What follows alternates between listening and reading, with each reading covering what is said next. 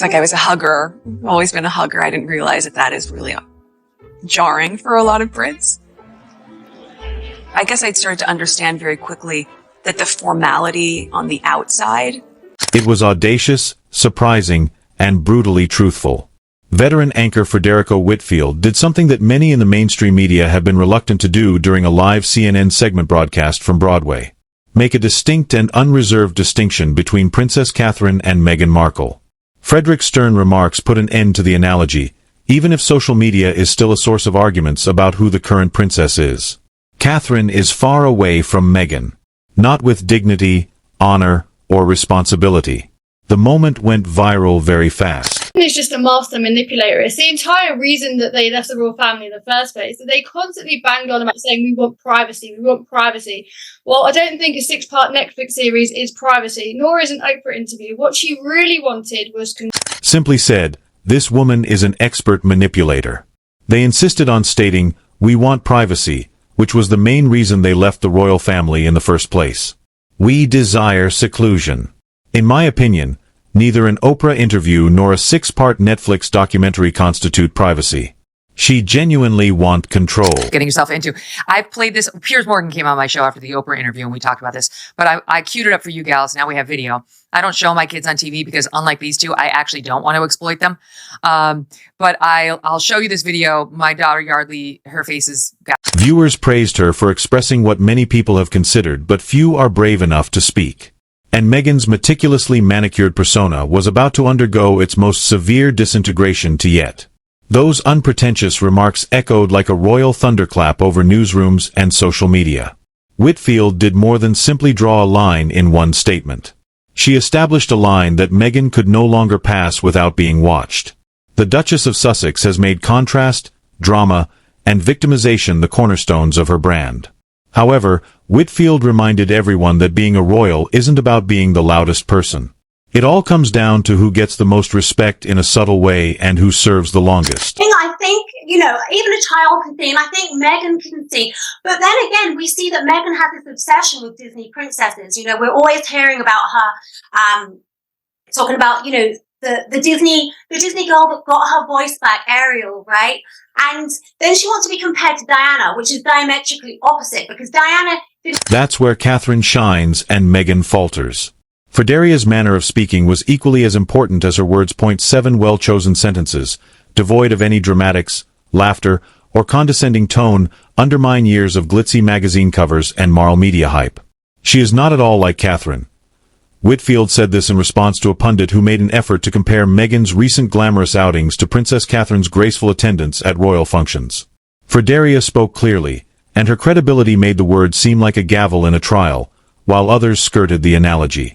She expressed what millions of people in the UK and across the world have been thinking in a single statement. I think that you ladies are underestimating the sacrifice this poor woman made during her stint over in your country.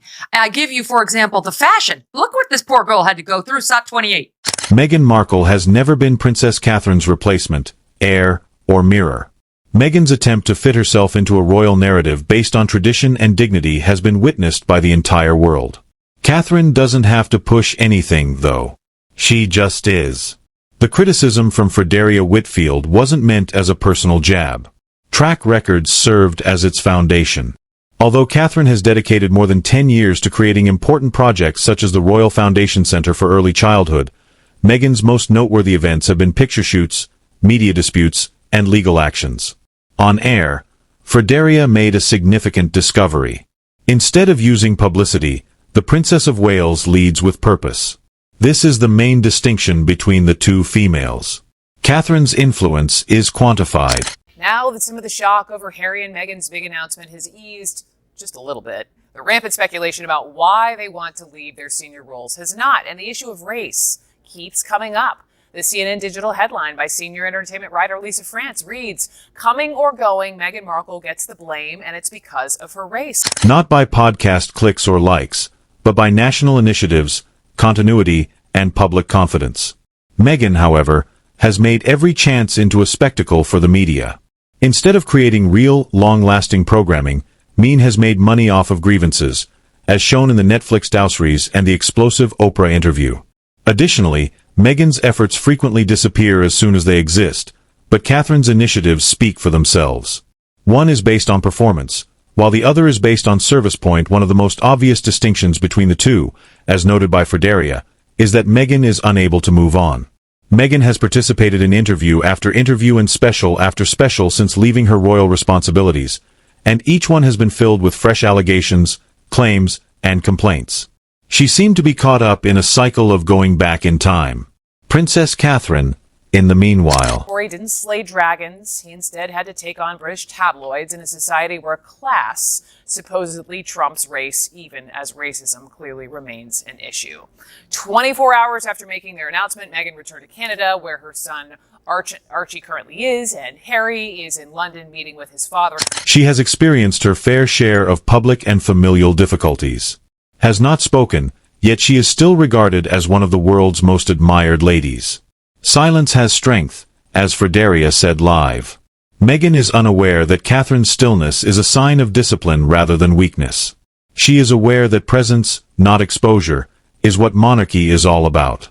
Unfortunately, Meghan has mistaken loudness for vulnerability. Additionally, her brand suffers each time she talks. Because of what it shows, not because of what she says. A lady who is still struggling in a role she decided to abandon. Throughout the discussion, Fredricka cited polling data that presents a sobering reality. Despite health issues and greater responsibilities within the monarchy, Princess Catherine's popularity is still rising. Meghan's popularity, on the other hand, has been slowly declining, particularly in the UK but also globally. Why? Because authenticity, stability, and consistency are valued by the general public. In all three, Princess Catherine has demonstrated her abilities. Despite having vast platforms, Meghan has not been able to build reputation or trust over time. Fredricka's analysis was fact-based and straightforward. With the color of her skin. Because we live in a world where people are judged. Even though she identifies as being biracial, she is still being viewed as a black woman and being treated as a black woman. I read the British tabloids often, and I go and you see thousands of comments. Dragons were not slain in this tale. Instead, he had to contend with British tabloids in a culture where racism is still evident but class is purportedly more important than race. Within 24 hours of their announcement, Meghan went back to Canada, where her son Archie is now living.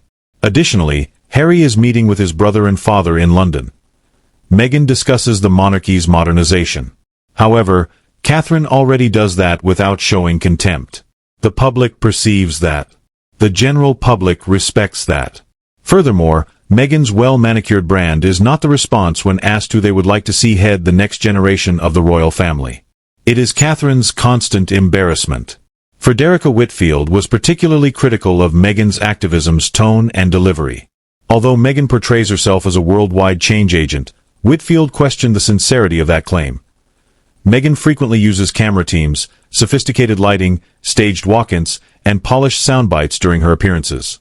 Regardless of her status or her Netflix documentary. Because of the colour of her skin, you know, this is a family and an establishment that's been around for centuries, and the British media are really a part of like trying to keep the status quo, and any outsider that comes in is going to be criticised. Kate Middleton was criticised, but not to the extent that Meghan Markle has been criticised. There's nothing. School visits by age. Meghan has a tendency to draw attention to herself, her suffering, her viewpoint, and her empowerment. In contrast, Catherine has established extensive, long-term programs centered on family assistance, mental health, and early children development. Although Catherine doesn't make headlines on social media every week, her efforts are affecting national discourse and shaping policy in the UK. There is a distinction between public service and photo-op charity, as Whitfield pointed out. Catherine is influencing generations. Meghan is making a sound. Broadway is no match for Buckingham. The glamour trap that Meghan was caught in. Whitfield's live broadcast from Broadway included one of the most widely shared phrases of the evening. Catherine glows in solitude, but Meghan may be the star on stage. That just backfired, and now Britain could be losing its favorite royal grandson. Just what about that argument?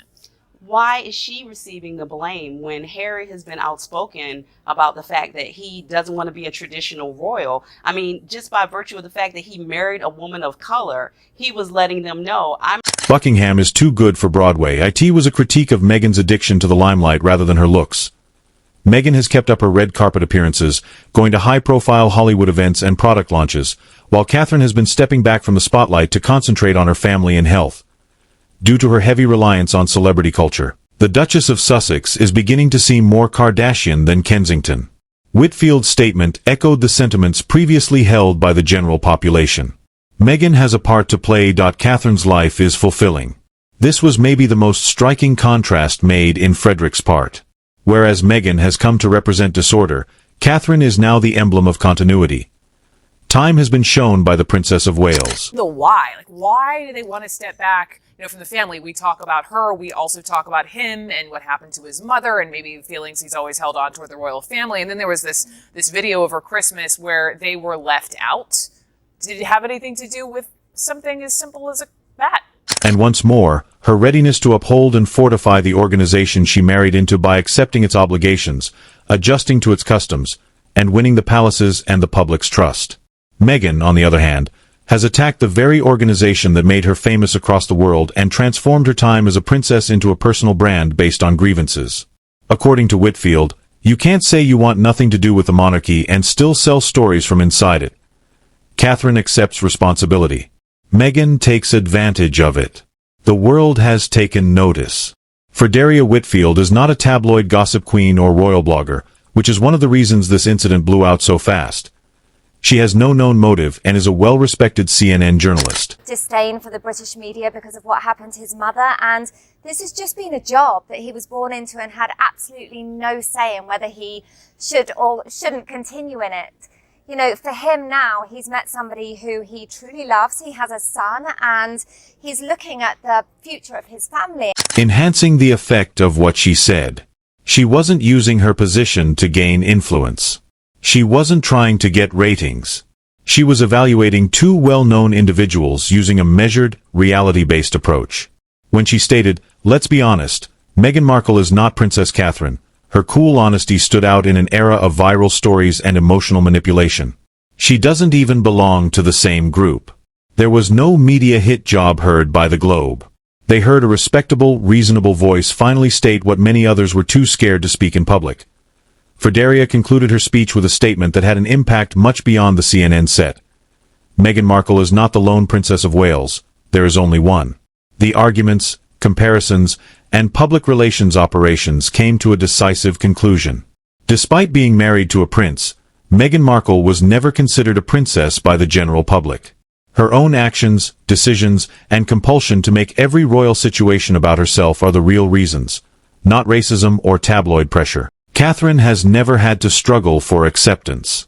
She just earns it by being calm, patient, and private. That is the appearance of royalty. Furthermore, as Whitfield clarified, that cannot be replaced by any amount of manufactured activism, films, or style. Fredricka Whitfield refrained from spreading rumors. She reset the royal discussion when she dropped the truth bomb. We'll discuss what this moment means for Meghan, the media, and the monarchy in the three-point call to action that follows, as well as why the parallels should end for good.